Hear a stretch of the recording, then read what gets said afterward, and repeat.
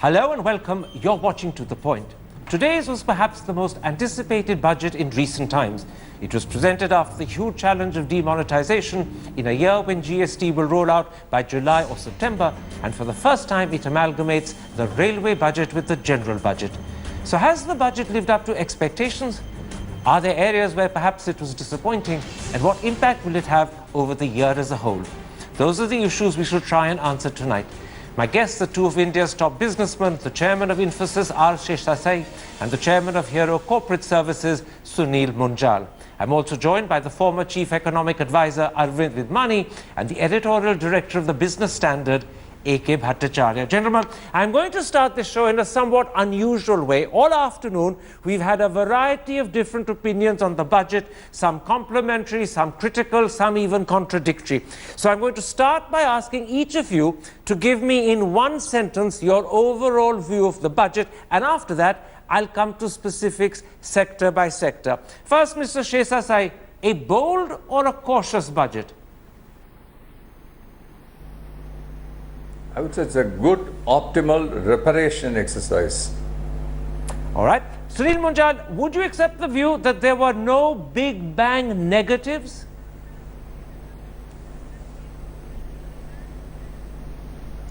Yeah, of course there were no big negatives.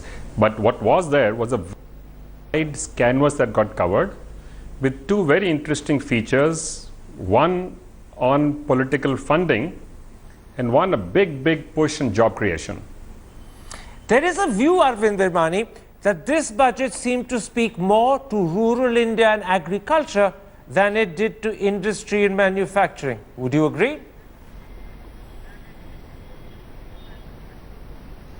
See, a budget has to be judged against a benchmark. My post-demonetization benchmark were three factors, and it has met all three. We can go into details if you want. Very quickly, what are the three factors?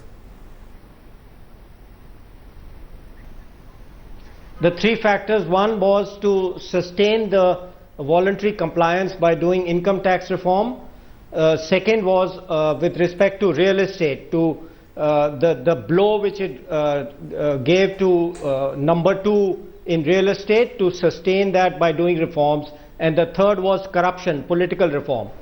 Mr. Bhattacharya, many people were expecting that the finance minister would reveal details about the success of demonetization and in particular how much money has come back in. But he seemed to gloss over the subject. Were you disappointed? Well, I was disappointed. I thought he would come out with a number. It is very clear that those numbers are still being calculated and you don't know when those numbers will be out. But coming to the budget, your preliminary question, let me say in one sentence that this budget actually confirms the finance minister's commitment to a path of fiscal rectitude. For the sixth consecutive year, he has reduced fiscal deficit, and even next year, if you look at it, that will come down to 3.2%. And he has tried to address the concerns arising out of demonetization without doing ostensibly any harm to the economy or the government's finances. Let's then, gentlemen, come to specifics and let's go through this budget sector by sector. You called it, Mr. Sheshasai, a superb reparation job. Now, one of the things that stands out was the huge 25.4% increase in capex, and the most striking bit of that is the 3.96 lakh crore on infrastructure. Would you say that this was not only badly needed, but this is perhaps the right way to go forward in terms of boosting investment? Absolutely. I don't think there can be two opinions on this at all. We do require massive dose of investments, but clearly the budget has limitations in terms of how much space it has and how much can be done through the budget. We need to watch out for the off-budget exercise in terms of capital raising and the capital investments, and that clearly is the trigger for the higher levels of growth. Now, a lot of this 3.96 lakh crore, Mr. Sheshasai, is actually going to be spent on the railways, where 1.31 lakh crore is to be spent. Will that be from the budget or will that be from other resources that the railways themselves raise? Do we have any clarity on that? I thought there was a mention that about 85,000 crores out of that is coming out of the budget, and the rest of that will have to be raised by the railways. And oh, we've lost the line to Chennai at that critical point. There was a point that Mr. Sheshasai was saying that of that 1.31 lakh crore, 86,000 crore is coming from the budget, and the rest will be raised by the railways themselves. Hopefully, we'll have that line to Mr. Sheshasai back in a moment. Sunil Mulja, do you believe, particularly with this question of government investment in infrastructure, that the finance minister has done enough to revitalize PPP? The CII had called for the Ketkar committee recommendations to be implemented in full, and they talk about setting up a dispute mechanism through which all disputes can be immediately and easily redressed. Has that been tackled, or does that remain still a messy area?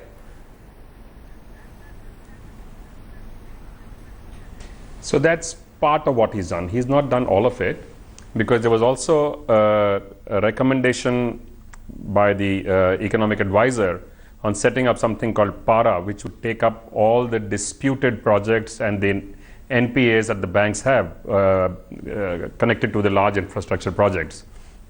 But what he has done on infrastructure is absolutely wonderful, because the private sector of late has not been investing much since demand has been low and there's underutilized capacity sitting in the system. So until that demand picks up, it's unlikely that private sector would make massive investments. So in the meantime, it was important either to find a way to accelerate consumption and demand, or to bring in a large dose of investment, and especially in capex and especially in infrastructure projects. So he has done absolutely the right thing, because large infrastructure projects, as you know, create lots of jobs while they are in currency. And once they're completed, they make life easier for industry, for operations, for people. It just smoothens the overall system in the economy and for business. Now, Mr. Virmani, side by side with the impetus that the finance minister has put into infrastructure is the amount of money he spent on agriculture. The allocation of credit has gone up to 10 lakh crore, which is an unprecedented amount. He's also talked about a modern law for contract farming, although he hasn't given further details. He's talked about denotifying perishables from the APMC and increasing the coverage of crops under crop insurance to 40%. Does all of this lead towards a commitment he made last year, and which he's repeated this year, that he will double farmers' incomes in 5 years, and that 5 years, by the way, ends in 2021? Will it achieve that end, or do you think it still falls short of that brave target?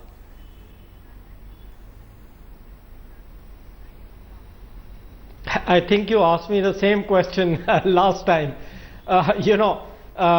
And we discussed whether it's in nominal terms and so on and so forth. I am not sure there's much of a point in wasting time on that. But the way I look at rural and agricultural reform is, all of us have been talking about this supply chain issue. And I think the government is focused on the right issues, the e-market, the reform of the APMC, and within which the perishables are the most important. This has been tried in Maharashtra, and presumably there have been positive results from it from Maharashtra state, and to extend it to other states would be important, because, as I said, we have been talking about this for, 3-4 decades, and we don't get it right. And this is a method we haven't tried before, and we should certainly pursue it. Now, we've got that line to Mr. And finally, Go ahead. The skills issue. Go ahead, please finish. The skills issue is also tied to this. I think skills are very important for generating employment and income, and that is also mentioned, and we can discuss that after the Mr. Sheshai. We've got the line to Mr. Sheshai back. Mr. Sheshai, unfortunately, the line broke while you were speaking. You were explaining why you believe that the 25.4% increase in capex is important, and you were also explaining how within that 3.96 lakh crore on infrastructure, the 1.3 lakh for railways will be 86,000 crore funded directly by the budget and the rest by the railways themselves. Can you carry on talking, because we lost you at that point? No, well, clearly I think there is consensus that we need to kickstart the investment cycle. There is consensus all across the board that we need to do that with the public investment. There is consensus that we must optimize the budget to the extent we can in terms of laying out the capital program And there is equal consensus that there must be a leverage to look at off-budget funding in order to raise the levels of capital expenditure. So I think we are in the right direction. I think the space that was available has been fully exploited for the capex programs and in the right direction. But having said this, there's one thing which I must say, that I think we need to now graduate to another level of budgeting exercise where we begin to set targets in terms of what we believe will be the outcome of these capital expenditure program in relation to job creation. I think that kind of an equation being put out transparently in the budget document itself, and therefore setting targets in terms of what we believe will be achieved over periods of time on each of these elements of capital expenditure would, I think, go a long way in building confidence and credibility in the budget making. And this kind of data is available today. Okay. Sunil Munjal, the real challenge that the finance minister faced was to find a way of kick-starting the private sector investment cycle. That's been flat for 2 years, perhaps longer. Do you think he's done enough to give private sector investors the confidence and the encouragement to start investing?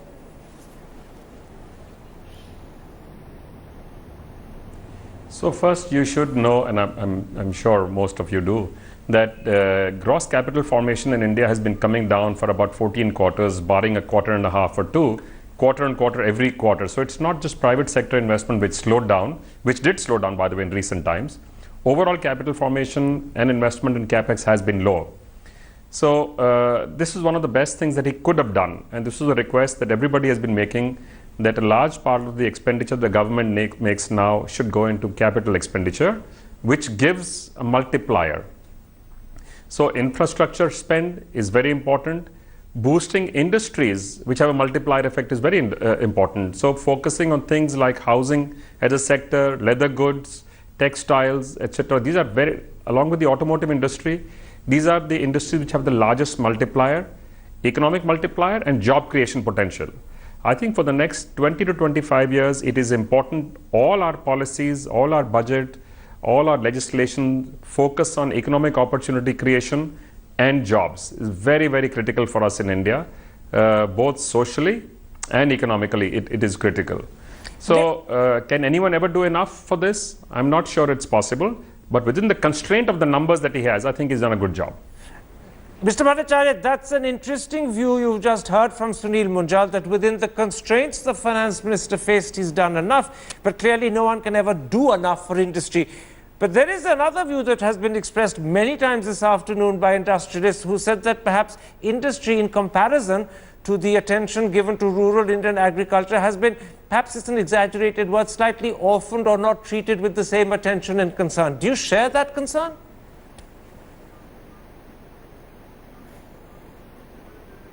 Well, you know, this is a view which is slightly jaundiced, because I think the big industry is obviously worrying about the concern that has been not shown in this budget, that I entirely agree, because the big industry was expecting a corporation tax rate to come down from 30% to 25%, at least in a phased manner, as the finance minister had promised in his first to the second budget. So therefore, to that point of view, I agree that the big industry is disappointed. But please remember, this budget had a provision for 96% of Indian companies, which is the MSMEs. Their tax rate has come down from 30% to 25% in one flat swoop, without the exemption being phased out. So I would not agree with that assessment that this budget does not do anything for industry as such, because MSME, after all, accounts for 45% of the country's economy and creates as the biggest job generator. Having said that, let me come back to an earlier point on the capital expenditure side. Let me correct this impression that the capital expenditure has gone up by 25%. The fact of the matter is that the capital expenditure in this budget has been proposed to be raised by only 11% next year. Now, this 11% increase is because this year the increase was only 10%. So therefore, it is a good thing that the capital expenditure has gone up by 11%. But if you look at the larger expenditure side, there is the quality of expenditure has improved, where the revenue expenditure has been reined in and the capital expenditure has gone up. So I think we should be very clear in our mind that it is not a 25% increase in capital expenditure. It is only an 11% increase in capital expenditure. You're absolutely right in making that distinction, Mr. Bhattacharya, but the point is, in his budget speech, under the theme fiscal, the finance minister himself said that he was increasing capex by 25.4%. But if you look at the actual budget documents, it does appear a lot closer to the 11% figure you did. Did the finance minister slightly confuse himself with the figures, or is there an explanation there that you can very simply and easily give us? No, most finance ministers do that. Most finance ministers, what they do is this: when it suits them, they compare the budget figures with the revised or the budget of the last year or the current year as it suits. In this case, the revised estimates showed an increase in capex, so therefore he compared the budget with budget and showed an increase of 25%. Okay. But if we actually, what you should see is what is the actual increase in his expenditure next year. And going by that, you have to compare it with the base year, which is the current expenditure. And when you compare that, the increase comes to 11% compared to an increase of 10% in the current year.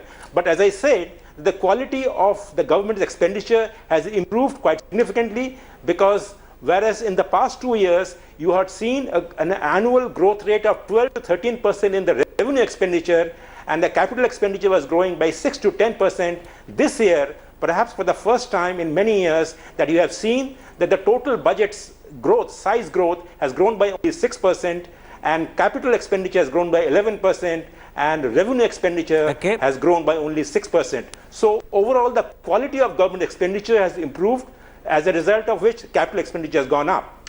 Now, Mr. Virmani, you and your colleague Surjit Bhalla wrote a series of articles in the Indian Express suggesting in the first instance a flat personal income tax rate of just 12%, and then after that you suggested if that's not politically feasible, let there be two rates of 10 and 20. In fact, that hasn't happened at all. What's happened is that the rate of 10% has been reduced for those people earning up to 5 lakhs to just 5%. Are you disappointed that here was an opportunity to cut rates, increase demand, and give a second boost to growth, which he hasn't taken?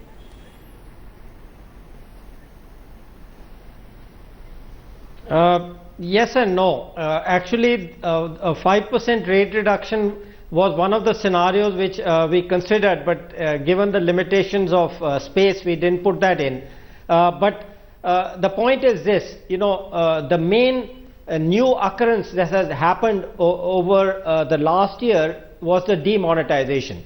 And I think the most important thing for this budget to do was to kind of calm all the uncertainties and the negative effects which had been set in motion. And as I mentioned at the beginning, when you asked for the overview, I think it was very important that the increased compliance, which by the way, you may recall, I was the first to predict right on the first day after the demonetization that voluntary compliance would go up, but it could not be sustained unless income tax reform was carried forward. Now the personal income tax reduction is modest. I certainly think so, but I think even this was absolutely 100% essential to give the right signal to people who are considering. And I have talked to a number of people, and there is a move that a lot more is being declared and people are willing to declare, and therefore this signal of reduction and reward of honest taxpayers, payers who come into the process is very important. The second part of it is of course the administrative, where he has made some assurances, etc. Though again there we will have to see the fine print to see whether they are really treated better than they have been for many decades in the past. So that's something we'll have to see. Now, Mr. Shesasai, something else that is holding up investment was in fact the NPAs of banks. They've actually, as far as the public sector banks are concerned, touched 12%. But in fact, this budget only allocates 10,000 crore for recapitalization, and that much talked about para was not really mentioned at all. Do you think the finance minister has taken sufficient steps to tackle the NPAs of public sector banks, or is this one area where he's perhaps fallen short? Karan, before I answer this question, may I, with your permission, make just 2 points with regard to this industries complained about not having been given enough attention. I think we must grow up. The large industries asking for an excise reduction here or an investment allowance there, that age is gone. We certainly should look up to the government to see how any obstruction to growth is taken away, for example, inversion of duty and so on, and how the enablers in terms of infrastructure, skills and so on are addressed. But I think we should not be worried about anymore about little tax stops here and there.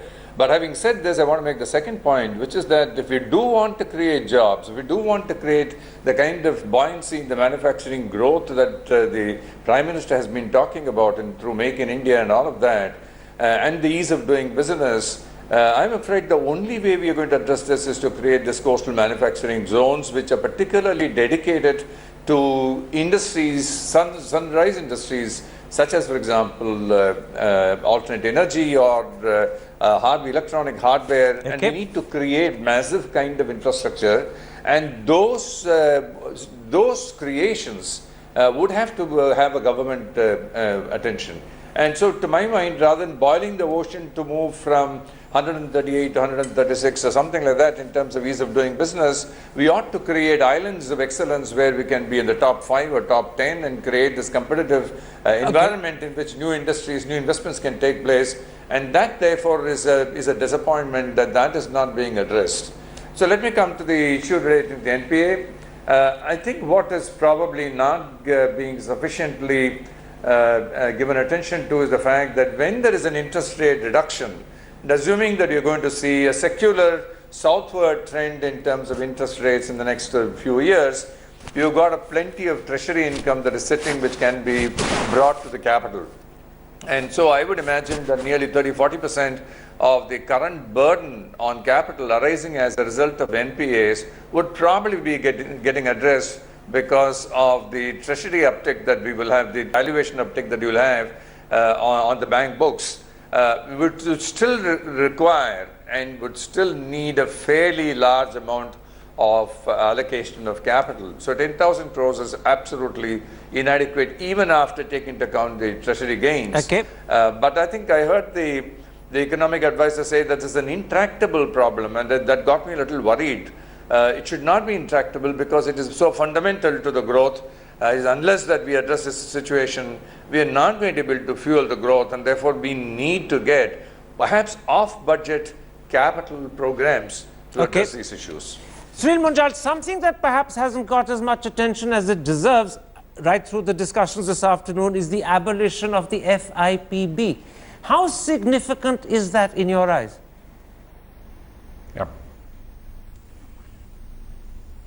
I think it's a very important move, even more important as a signal, because increasingly for the last 30 years our focus has been on growing foreign investment, and we need that investment not just for the money. We need it for technology, for process, for systems, and for market connections. So our ability and our positioning as an attractive destination is very, very important. We are a big market, but many companies would get scared away saying that it's too difficult to come into India. Too many clearances and permissions are required, and FIPB was one of the hurdles people spoke about. So removing FIPB is a very, very good indicative hurdle, smoothening of the entry for foreign investors. Also, he did one more thing for FPI investments, where the asset is sitting in India, investments are overseas. He actually cleaned up the taxation on capital gains on that, which has been another crib from investors for a while now. So I actually liked the way he structured the entire budget under his 10 heads and looked at things logically for each one of them, came at them from a 360 degrees in each area. Now, so investments was clearly one of them, and the angle that you're talking about is one angle only. Mr. Bhattacharya, the finance minister has brought in the fiscal deficit for next year 3.2, which is only marginally above the original target of 3. And you praised him for his fiscal prudence. He's also brought in the revenue deficit at 1.9. Do you think that this will be recognized as good bookkeeping both internationally and at home, and that he'll get credit for keeping the fiscal deficit at just 3.2?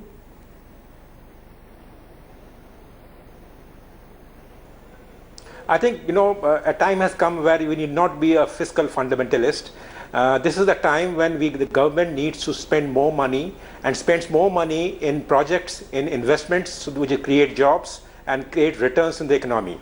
Now, if we want to bring down, if we want to stick to the fiscal deficit target of 3%, in my view, he had to squeeze another 85,000 crore of rupees, and that would have been probably be a bigger setback for the government's plan to revive investments by increasing capital expenditure and crowding in private investment, so to say.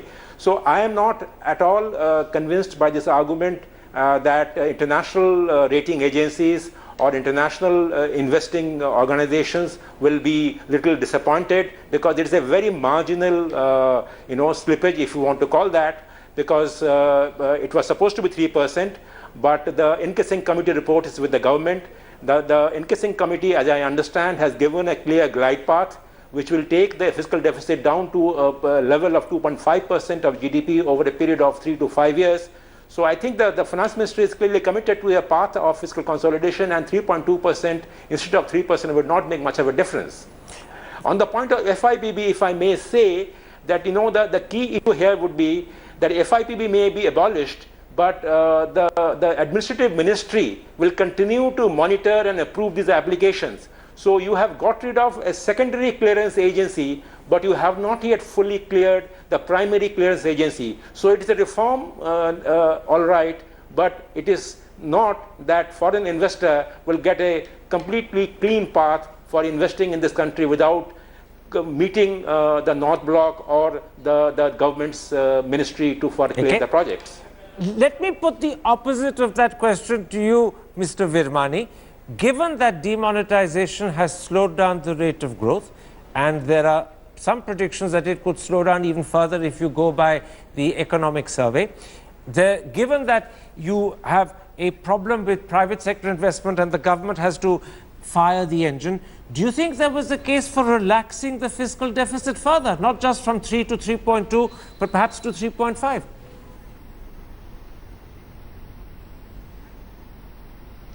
No, I have been one of those fiscal hawks for the last 2-3 years, because my argument was that the monetary policy needs to be loosened and the fiscal policy tightened. I look at these together. Unfortunately, the RBI has been behind the curve. It is, in my view, not taken account of the inflation projections.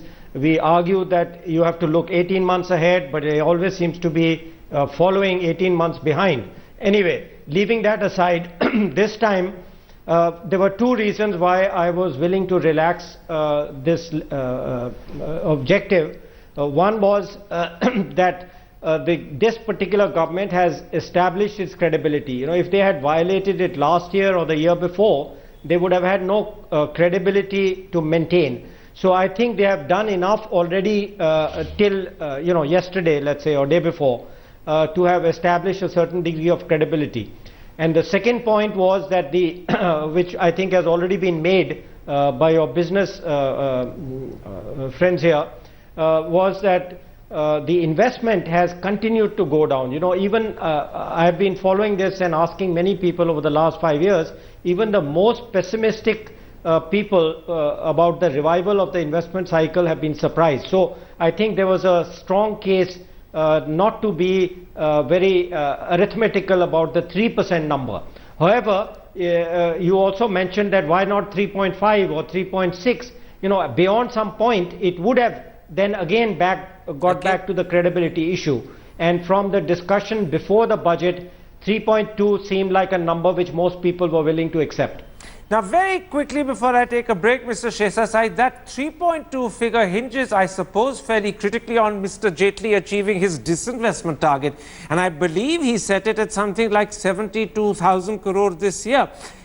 Given that up till now, he has been pretty poor in his track record of meeting his earlier disinvestment targets, how confident are you that this increased target of 72,000 can be met? The only indication you have is that he's going to come up with a mechanism for listing PSUs, which means legally he will be required to bring their shareholding in the hands of the government under 25%. But are you confident despite that, he'll make that 72,000, or are there concerns here?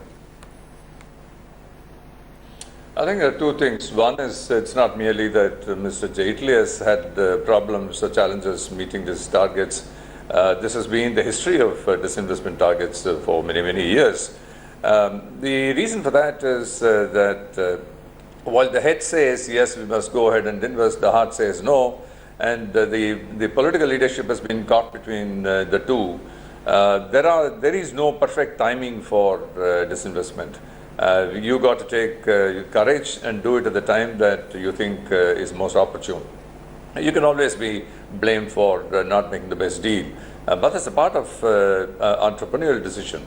And I hope that given the fact that this government has a majority and the government has a lot more political capital and political equity, it can take more courage into its hands and just move forward.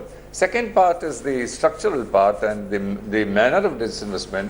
And I think what we've heard today from the finance minister in terms of the structural changes that he wishes to make in terms of the disinvestment are in the right direction. So I do think that if this target, if there is courage to meet this target, it can be met. There's enough availability of listable and good assets in the hands of the government. But I must make one cautionary statement, which is about getting the right kind of governance structure as well, because investors are not going to be pouring in money unless they are assured that going forward there is good competitive leadership and there is good governance process in the PSUs, and that I think is an important aspect. Very, very quickly, Sunil Munjal, before I take a break, if this question of meeting the disinvestment target is a question really of political will, do you think after demonetization this government has shown that they can be bold and courageous?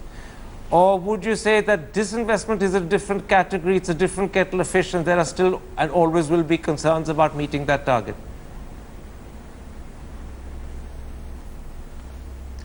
So that the government can take tough decisions is actually quite apparent from what we have seen over the last 2 years. I just wanted to take half a minute on the 3.2 that you mentioned earlier. At 3.2% on the fiscal deficit is almost a perfect number. It's shown we will get to 3%. But just that minor slippage by showing where you're using that 0.2% in extra capital expenditure, I think will satisfy both the internal system in India, the industry, the economists, and also the foreign rating agencies and the inter-rating agencies, because it doesn't show wastage of money. It shows you're fiscally prudent. You're doing what needs to be done, and you're also saying the next 2 years, I will stick to 3%. Yeah. So I think this is a sensible way to do this. All right, the 3.2 in your eyes is a triple bullseye. Let's take a break at that point. When we come back, we'll turn to what for many is a key concern, jobs. Are we creating enough, or are we in danger of wasting the democratic dividend? And remember, the economic survey said that, in fact, the dividend will only last till 2020. That's just 3 years away. So are we doing enough to create jobs? We'll be back in a moment's time. Gentlemen, let's come to this key issue of jobs. Are we creating enough? Mr. Virmani, do you think by the push is given to infrastructure and housing in particular, by the corporate tax cut for SMEs, and by extending fixed-term employment from textiles to leather and clothing, Mr. Jaitley has done enough to create jobs, or do you think on that score he falls short?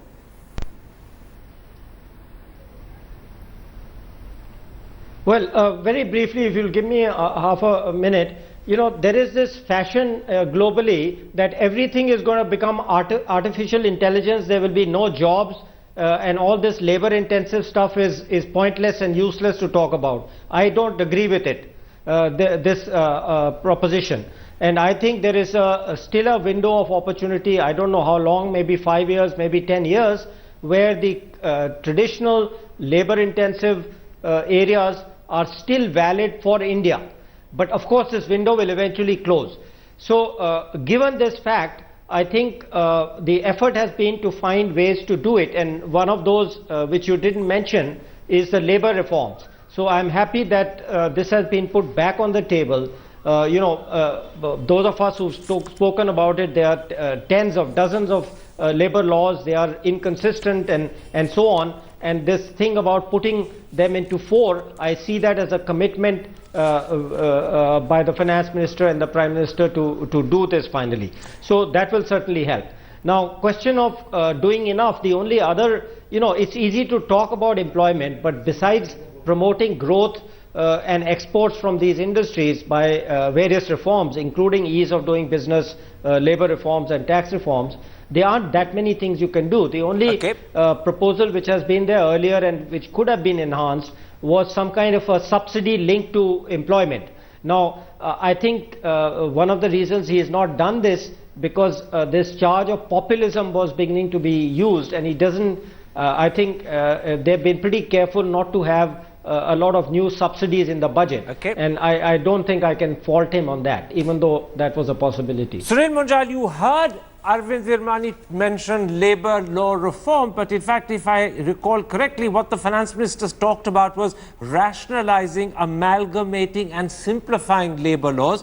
He didn't really talk about addressing the Industrial Disputes Act or making it easier to hire and fire. Do you think that's a bullet that needs to be bitten by the central government, or is it okay for them to leave it to state governments where admittedly 3 or 4 have taken it up, but only 3 or 4?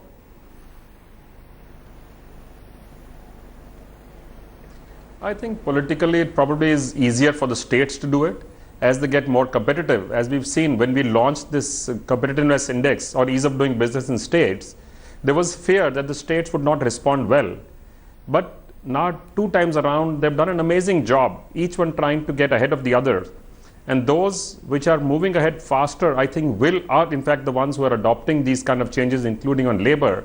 At some point as a nation, we have to realize that our responsibility is not to an individual job, it is to job creation across the nation, which can only come if you provide flexibility in how jobs are created and how jobs are grown and how reskilling is done. I have to say he's done actually 10 things in this budget today. I was just reading off some of the details. There are 10 things which address skills and jobs. So overall, clearly there is a focus. I agree with what Arvind is saying, by the way. We have to remember, in a country like ours, we have to focus highly and very sharply on areas which have a big multiplier for manual skills. So textile industry, house construction, leather industry, small industry, these are absolutely critical areas to grow. And then traditional skills, crafts, arts. In the villages, you have millions of people who are involved in this. We have to figure out how to turn these into credible and sustainable livelihoods. I think that's an area which is still not getting enough attention in India. Because we will otherwise have a separate social problem of masses of people migrating from the rural to the urban areas, and that's something we are not even talking about. Mr. Bhattacharya, one of the comments made this afternoon is that the emphasis on job creation is through SMEs, to whom he's actually paid a lot of attention. He's cut their corporate tax rate from 30 to 25%, and as you said, that is 45% of GDP and 80% of employment. But good quality jobs actually come from big companies.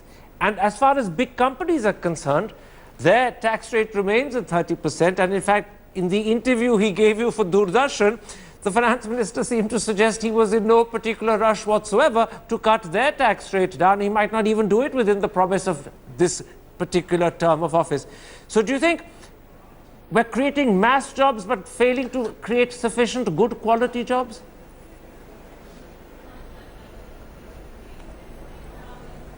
Well, I don't agree or believe that jobs can be created by tax incentives alone. I think the job situation, the job challenge probably goes much beyond the perimeters of a union budget.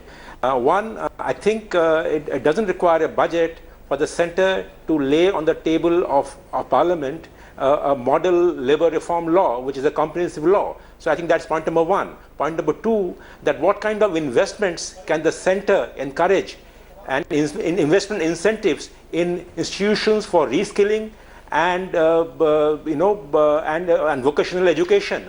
I think these are the 2 areas where I don't think the budget has really focused and paid much attention to reskilling as well as vocational education. So therefore, it is not enough to just provide incentives, tax incentives for people to create more jobs, but it is also tackle the supply side of it so that there are enough takers of those quality jobs.